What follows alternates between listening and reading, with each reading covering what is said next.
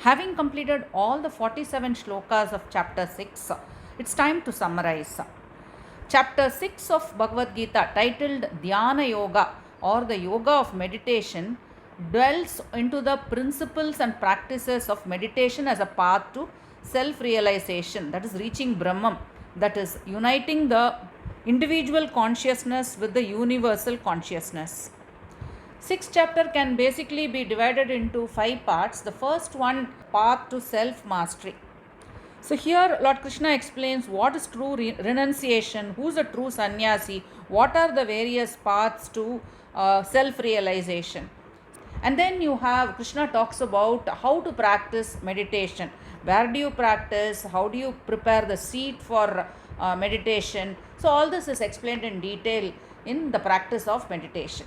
And then next Krishna talks about the yogi's characteristics and the attainments. So here step by step Lord Krishna takes us through the preparatory disciplines. What are the qualifications? What are the disqualifications? Who is qualified to meditate? He talks about all this, and then he talks about the yogi who has reached the state of perfection. What are his characteristics? And then Arjuna has a doubt. What happens to a person who has begun yoga but who leaves it halfway through? So what happens to him? What is the fate of such a person? To this Krishna replies, what happens? So the last part deals with the fate of the unsuccessful yogi. So now path to self-mastery. So let us recollect what Lord Krishna covered in the first few shlokas of chapter 6. First Lord Krishna begins by defining who is a true sannyasi. There's a lot of misunderstanding regarding this, so many myths. So sannyasi is not an inactive person in saffron robes. One who performs his duties without any desire, that is a true karma yogi, is also a yogi. So you have a karma yogi who practices nishkama karma, who is superior to a sannyasi who has renounced his family, but his thoughts still dwell on the past life. So from an active karma yogi, one progresses to dhyana yoga and then finally to the exalted state of a jnani. Krishna, through various verses, he underlines that true renunciation lies not in abandoning worldly duties but in performing them without attachment to the fruits of action. And further, in Sloka 5, Lord explains that the mind is both the best friend and the worst enemy. Uddaredatmanatmanam natmanam avasadayet atmaiva hyatmano bandhuhu atmaiva ripuratmanah. Atmana atmanam uddharet. So one should lift oneself through one's own effort. Atmanam na avasadayet. One should not degrade oneself. He atmayeva atmanaha bandhuhu. Because the self is the best friend. Atmayeva atmanaha ripuhu. Ripuhu is enemy. So the self alone is one's enemy. So in this shloka, Lord Krishna tells us that the mind inside you yourself, you are your friend and you are your enemy also. So it's up to us, each one of us, to discipline the mind, cultivate thoughts in the mind, good thoughts in the mind, clear the mind of thoughts on worldly matters, and ensure that mind is our best friend. So mind is presented as the best friend and the worst enemy as well, and by controlling the mind, one becomes their own best friend. But an uncontrolled mind also acts as a formidable foe, leading to delusion and suffering. Next, Lord Krishna explains the method of preparation for meditation, that is for dhyana yoga. How should you prepare the environment? So one should go to a secluded place. And how do you prepare the seat for meditation? You should lay kusa grass on the ground and then cover it with deer skin and then a soft cloth. So the seat should be neither too high nor should it be too low. It should be in a secluded and a sacred place. Meaning a secluded place, it should be away from the hustle and bustle of the big cities, a secluded place where one can be at peace with oneself. And what should be the posture? Like the meditator, the dhyana yogi should sit erect, holding the body, neck and head in a straight line, and he should gaze directly at the tip of the nose or in between the eyebrows, which means his entire focus should be concentrated. He should not look here, not look around. So, having explained the seat, having created the right environment, and then the posture, the exact correct posture for meditation. Next, Lord Krishna talks about the controlling of the mind. So, controlling the mind is very, very important for dhyana yoga, and because dhyana yoga doesn't come to a person who has an uncontrolled mind. So, mind should not be restless and unsteady, it should be calm, firm in the vow of complete chastity and fearlessness, and with absolute focus on God, on the Supreme, on Lord Krishna Himself, keeping the mind perfectly calm. Vigilant yogi should meditate. In Shloka 17, the Lord tells, Yuktahara viharasya yuktacheshtasya karmasu yuktasvapnavabhodasya yogo bhavati dukkha. So, dukkha yoga, the yoga that mitigates dukkha, misery, yukta ahara viharasya, is only for one who regulates ahara, that is food. So, only for one who regulates food and vihara, recreation. So, only for that person yoga occurs. Karmasu yukta cheshtasya.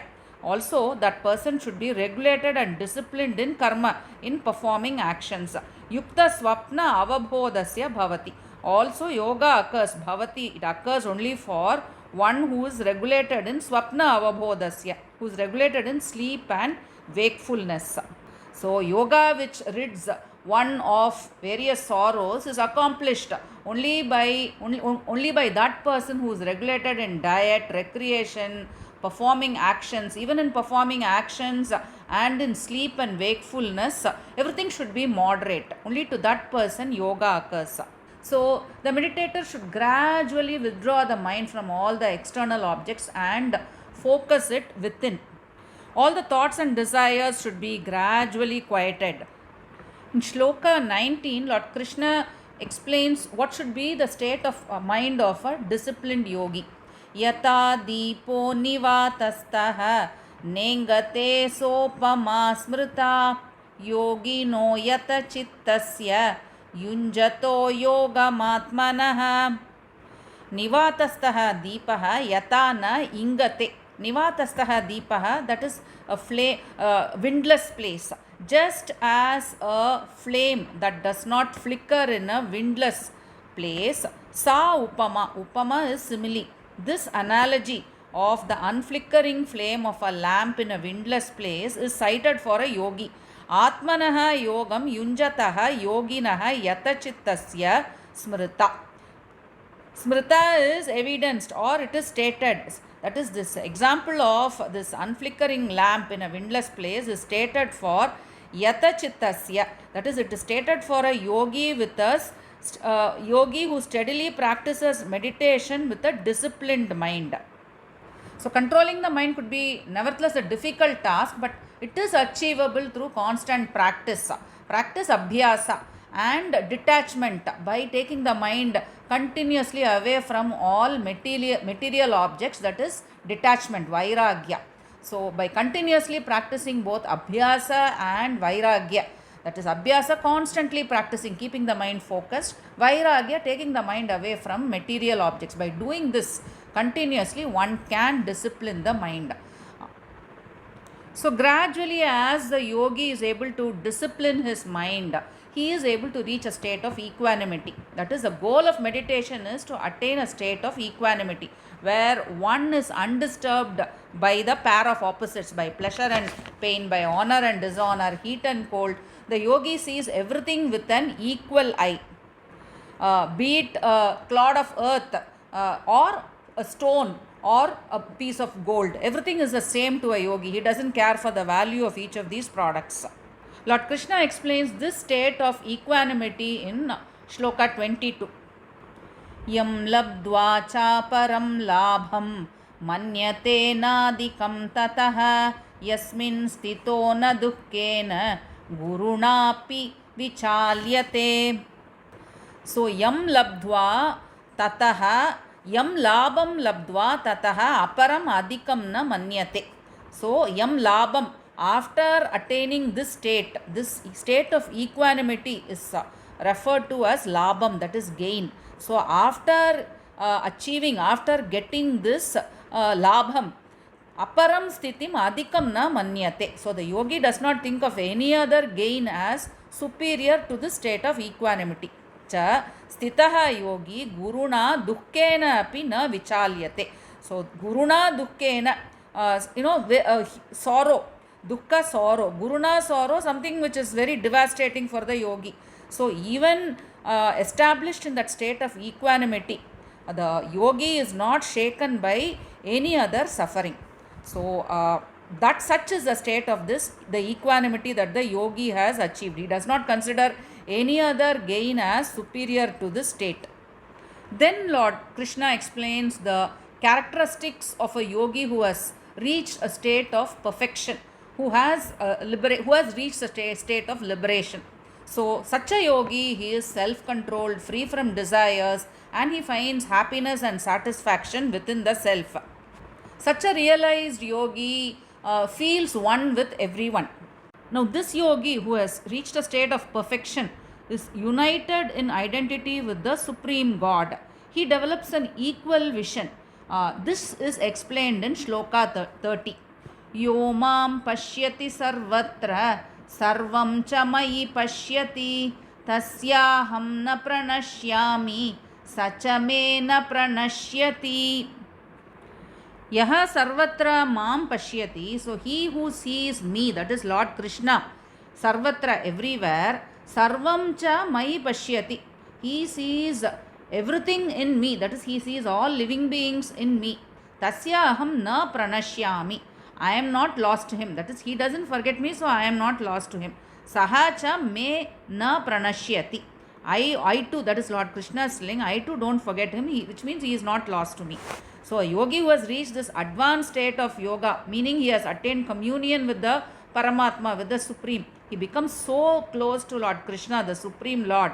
This yogi never forgets the Lord, so the Lord too is never lost to him. Lord Krishna never forgets him, so the yogi is not lost to Lord Krishna. This yogi who avoids extremes in eating, sleeping, working and recreation leads a very balanced life. So the yogi whose mind is thus controlled, he attains the supreme peace, he gets liberated and he abides in me. That is Lord Krishna tells that such a yogi, he abides in me. After listening to this beautiful Dhyana Yoga, Arjuna has a doubt. Arjuna tells Krishna that due to the restlessness of my mind, due to my mind being unstable, oh Lord Krishna, I don't think it would be possible for me to attain this state. So Arjuna tells that it is not practical for him to control his restless mind. Krishna in reply acknowledges the difficulty of controlling the mind, but he reassures Arjuna. He tells Arjuna that with constant practice and with continuous detachment, that is abhyasa and vairagya, that is taking the mind away from all worldly things, it is possible to control the mind.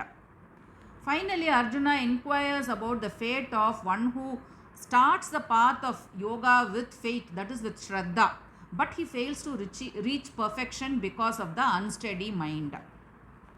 Arjuna tells Krishna that, oh Krishna, only you are capable of removing this doubt of mine completely, because no one else, I don't see anyone else who can remove this doubt of mine.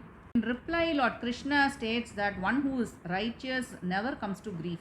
Such a person goes to the world, that is, such a person refers to the person who begins yoga in good faith, but due to some reason, maybe because of his unsteady mind, he is not able to reach the state of perfection. He is not successful in his yoga practice. So such a person, he goes to the world where the righteous go, and thereafter he is born in a pious and prosperous family, or he is born in a family of saints.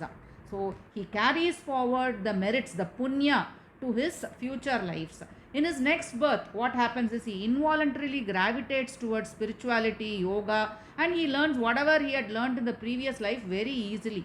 He strives and achieves siddhi in yoga. And then finally the Lord declares that yogi is greater than an ascetic, a jnani and a kami. Finally, Lord Krishna declares that his own devotee who abides in him in good faith is the greatest of all the yogis. So with this we complete chapter 6. Om Tat Sat iti Srimad Bhagavad Gita Upanishadsu Brahma Vidyayam Yoga Shastre Shri Krishnarjuna Samvade Atma Samyogo Nama Shashtodhyayah. So in the next video we would move to chapter 7. Thank you.